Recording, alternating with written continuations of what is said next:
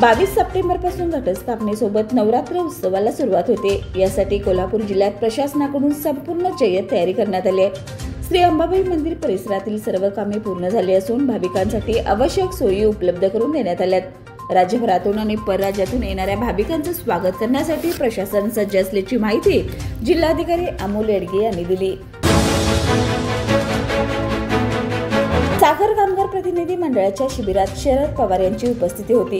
साखर उद्योग टिकवण्यासाठी शेतकरी, कामगार, कारखानदार यांचं सामंजस्य आवश्यक आहे। सर्वांनी एकत्र येऊन प्रयत्न करणं गरजेचं असल्याचं पवार म्हणाले। सहकार चळवळ बळकट करणं गरजेचं आहे। राज्यकर्त्यांनी कारखानदारीसाठी ठोस निर्णय घ्यावा असंही ते म्हणाले। शरद पवारांनी पंतप्रधान नरेंद्र मोदींना 75व्या वाढदिवसाच्या शुभेच्छा देत राजकारणात कटुता ठेवू नये असा सल्ला दिला। मोदींना अवतार पुरुष म्हणणं पटत नाही असंही ते म्हणाले। दरम्यान अतिवृष्टीमुळे झालेल्या शेतीच्या नुकसानीवर सरकारने तातडीने पंचनामे करून मदत द्यावी अशी मागणी पवार यांनी केली।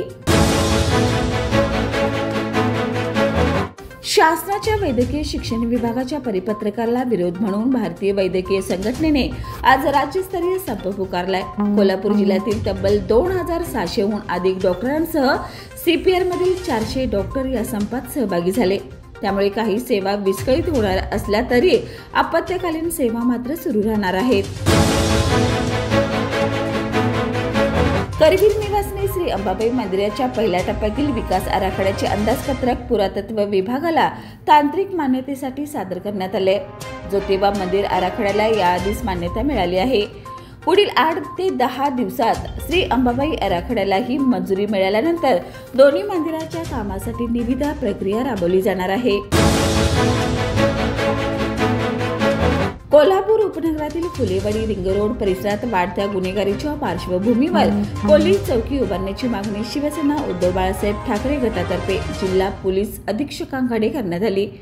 या निवेदनात खून, मारामाऱ्या, विनयभंग, संघटित दादागिरी आणि टोळी युद्धामुळे उपनगर अशांत होत असल्याचं नमूद करत विस्तारित पोलीस ठाण्याची आणि अतिरिक्त मनुष्यबळाची तातडीची गरज व्यक्त करण्यात आली। मागणी मान्य न झाल्यास आंदोलनाचा इशारा देण्यात आलाय। कुंभोज बाजारपेठेच्या मागणीसाठी ग्रामपंचायत सदस्य अजित देवमोरे यांनी आमरण उपोषण सुरू केलं असून आज उपोषणाचा 3रा दिवस आहे। त्यासाठी आंदोलनाला संपूर्ण गावाने एकमुखी पाठिंबा दर्शवलाय। परिणामी कुंभोजमध्ये गाव बंद पाळण्यात आले। जयसिंगपूरमध्ये डॉक्टर बाबासाहेब आंबेडकरांचा पुतळा जयसिंग महाराज उद्यानात उभारण्यास नागरिकांनी विरोध केलाय। पुतळा सिटी सर्वे नंबर 1251 येथे उभारावा अशी याचिका दाखल केली आहे। नगर परिषद, जिल्हाधिकारी, पोलीस अधीक्षक व राज्य सरकार प्रतिवादी आहेत।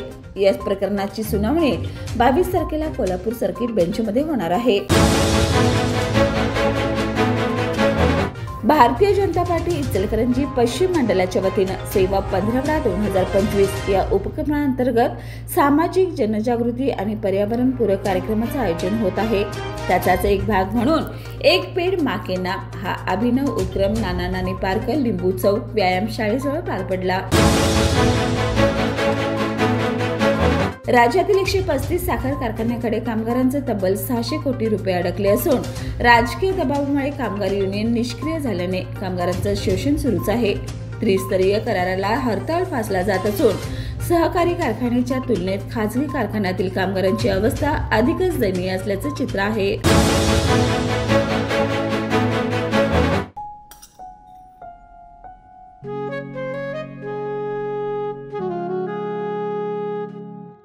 बाबा, आज येताना बासुंदी घेऊन या ना। अगं, कालच आपण आईचा वाढदिवस होता म्हणून आणली होती ना। ऐकलं? गोकुळची बासुंदी पुन्हा खावीशी वाटतेय। खरं सांगू, मलाही खावीशी वाटतेय।